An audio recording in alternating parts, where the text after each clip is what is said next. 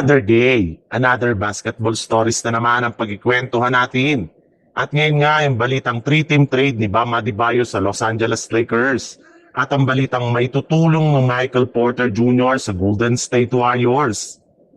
Mismong si Luka Doncic na nga ang nagsabi sa Lakers na mas gusto nga nito ng isang center na nakakagawa sa kanya ng mga mas solidong screen at makakasabay sa kanyang mga ginagawang pick and roll plays.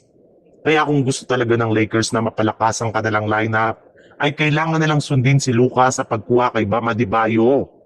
At base nga sa pinakahuling inilabas na balita ngayong araw, maaari nga daw nila itong gamitin ang kanilang mga players na sina Austin Reeves, Rui Hachimura, Dalton Kenick, Jared Vanderbilt at DeAndre Ayton na pwede nilang ipang-offer sa Miami Heat.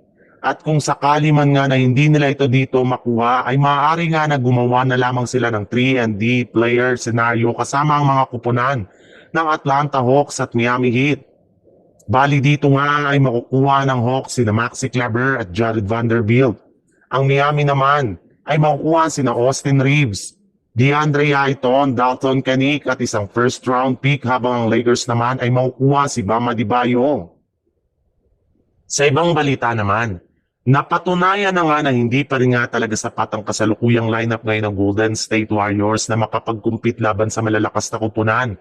Matapos silang matalo at ma-outplay ng gusto ng Atlanta Hawks sa kanilang game kahapon. Kahit man nga gumalaw dito sina Stephen Curry at Jimmy Butler, ay hindi pa rin nga ito naging sapat.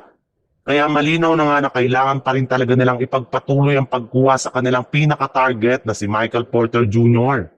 Yes, eto na nga ang prioridad na makuha ng Golden State Warriors ng trade market. Sa katunayan, ayon nga sa lumabas na balita, nakikipag-usap na nga daw si Mike Dunleavy sa mismong front office ng Nets para lamang matuloy ang ganitong klaseng trade. Naniniwala nga ang Warriors na napakalaki na may tutulong nito pagdating sa scoring at shooting. Alam naman nga po ninyo na ang Golden State Warriors nga ang league leader pagdating sa 3-pointer, kaya mas nabibigyan nga si MPJ sa kanilang team ng mas madaming mga open shots at tira since bagay na bagay nga ang kanyang laro sa kanilang playing style.